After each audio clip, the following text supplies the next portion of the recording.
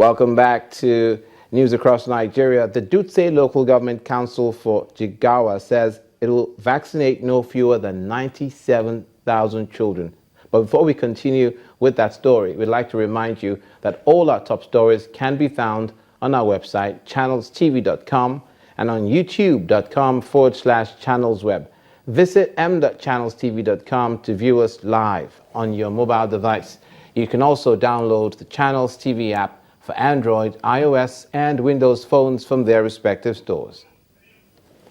We'd also like to urge you to please interact with the Eyewitness feature in the Channels TV app on the Android, iOS, and Windows platforms. If you have pictures or videos you'd like to share with us, tap the application on your device, swipe to reveal the Eyewitness menu, and follow the instructions. Now we're going to bring you a few pictures from across the Nigerian states, courtesy of our Eyewitness portal.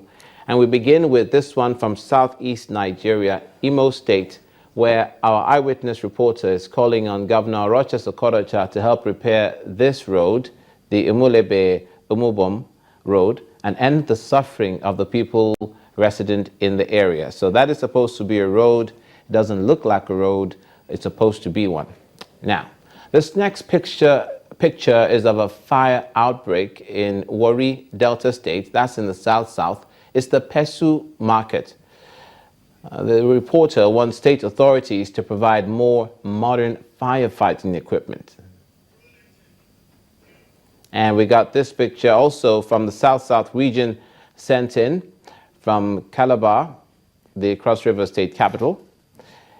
It's about a complaint. He says that he and many other people had to wait on a queue from morning till night just to buy a few liters of fuel. That's a petrol station you're looking at. He's asking the federal government to help end the scarcity.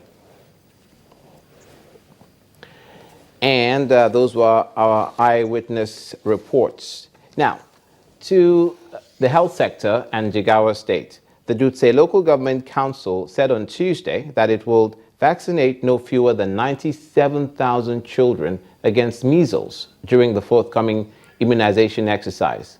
Alhaji Sani Yusuf, the health education officer, told the news agency of Nigeria in Dutse that the council had received enough doses of the vaccines for smooth conduct of the exercise. He spoke through the council's information officer, Malam Yao Gadaba, and said that 625 ad hoc staff had been trained to administer the vaccines in 101 designated centers across the area. He commended traditional and religious leaders for mobilizing people to take part in the exercise and solicited for more cooperation to ensure its success. He particularly appealed to parents to make their children available for the immunization slated for November the 21st to November the 25th.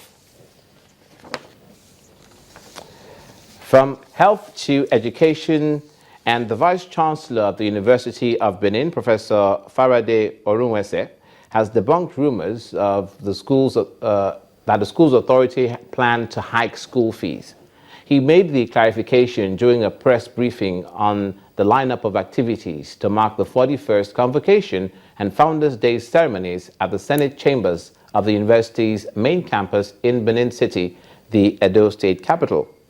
One of the high points of the week-long activities is the installation of His Highness Mohammed Sanusi II, the Emir of Kano, as Chancellor of the University of Benin.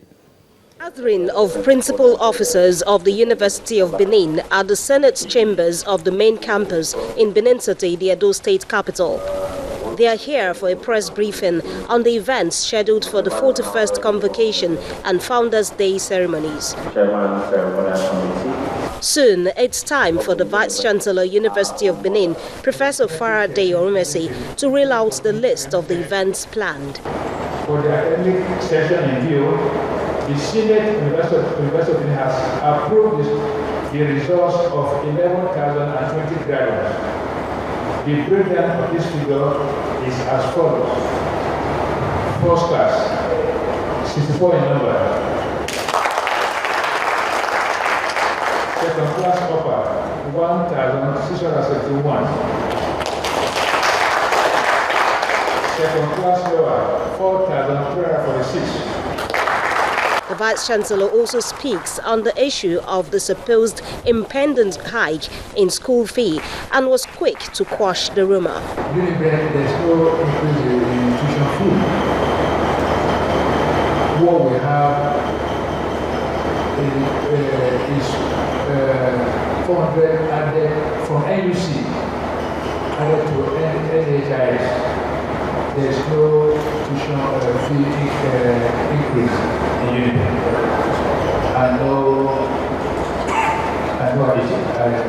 There's no problem from our students so far.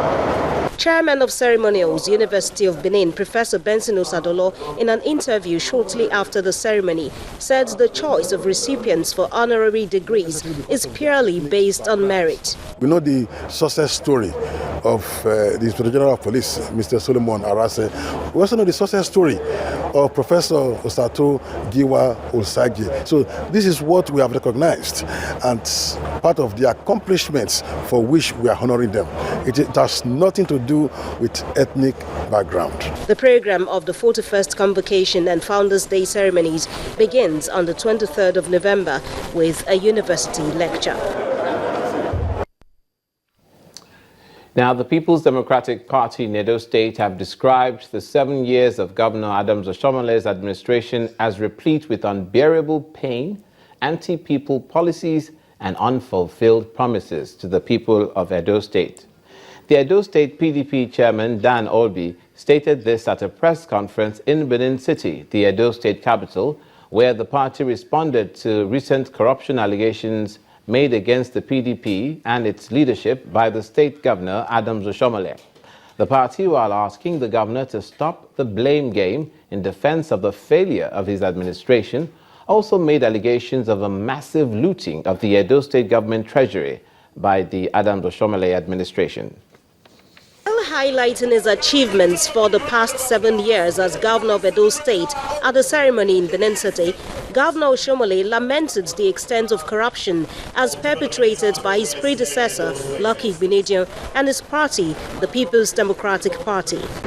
There were things I could not do under PDP. People ask me, why did you say XYZ all this year? As if I say, reporting thief to thief, what difference does it make? Because I know the man there, if I can provide evidence, he will act. There was no point reporting a thief to another one. Those allegations, of course, did not go without the expected reaction from the PDP in Edo State, which convened this news conference to respond to Governor Oshomole's allegations, as well as give its opinion of the governor's 7 years stewardship of the state. Note that it's been 7 years of unbearable hardship by way of multiple taxation, unfulfilled promises, bad roads, the neglect of our health sector, education, sports development, and every other thing you can think of. The party proceeds to also make its own corruption allegations against the state government, challenging Governor Oshomole to disprove same. If you add up what he claimed he has spent on contracts based on their own records, with what he has used in paying workers' salaries, if we put this money together, we will have an outstanding 660 billion that the governor cannot account for. State chairman of the PDP, Dan Obi, listed some key areas of the state's economy, which his party says have been ignored by the Oshomole-led administration to the detriment of the people of Edo State. Throughout the speech of the governor at his old sermon at Imagwero College, he did not say anything about employment. So if you want to assess him on that sector, you will score him nil. F9. Housing. F9. Public-private partnership. F9. Health sector. F9. Education. F9. Security. F9. As the two major political parties are doing all they can to either retain or take over power in the 2016 governorship election in the state, the people of Edo State can only hope that the party's actions will translate to better life for them. I'm sure there's a to be continued to this story. News Across Nigeria will, of course, bring you everything to do in that view. In the meantime, the Rivers State Police Command has vowed to up the tempo of its onslaught against crime and criminality in the state, especially as Christmas approaches. Now, this is coming from the Police Public Relations Officer of the State Command during the parade of over 50 suspects who they got from them 137 different sorts of arms, weapons and ammunition, stolen cars and other items at the police headquarters in Port Harcourt, the River State capital. According to him, the suspects were caught items recovered in the last few days, in which 10 of them were reportedly killed in an ensuing gun battle. Headquarters of the River State Police Command in Port Harcourt, River State.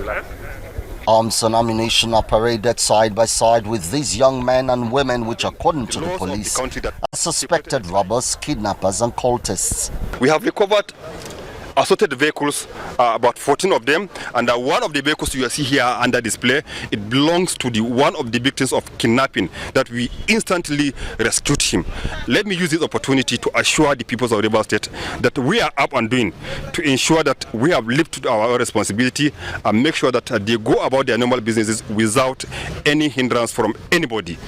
One of the victims say he was lucky to be rescued. I was sleeping and I saw some group of men enter my compound. As they entered my compound, they started shooting. So I was calling some people for help. They said they are robbers. Before I know, they break through my visitor's toilet, enter through there to my parlor, scattered away all the properties I have. Equally took me away. Took me for more than 35 minutes before they put me in a boat and took me to the bush and got me naked. Till we started negotiation. Initially they said they need 10 million naira, but we ended up discussing 1 million naira. One of the suspects, however, claims he's a victim of circumstance. After opening the boot, police did not saw anything. They now tell me to show them a particular, and I show them a particulars. They now said, who are those two boys? Let them search those two boys. On their way searching those two boys scare away from the police, and the police pursue those boys, and they did not catch those boys. They open the bag, and bread is inside the bag, and there is a gun inside the bag, and I don't know anything about this bread and the gun. The first instance, we have a professional way of screening all suspects that we arrested, and from there we can determine which among them have a case to answer and which among them who have no case to answer. Any one of them that we found they have no case to answer, we let him go. As the police intensifies its crackdown on crime in the state, there is need to ensure that innocent persons are not nabbed alongside criminals. Emmanuel Ere, Channels Television News. You're watching News Across Nigeria, where we bring you up to speed with what's happening across the country. And when we come back, a 9-man committee has been inaugurated in Yobe State to help the internally displaced persons. Please stay with us.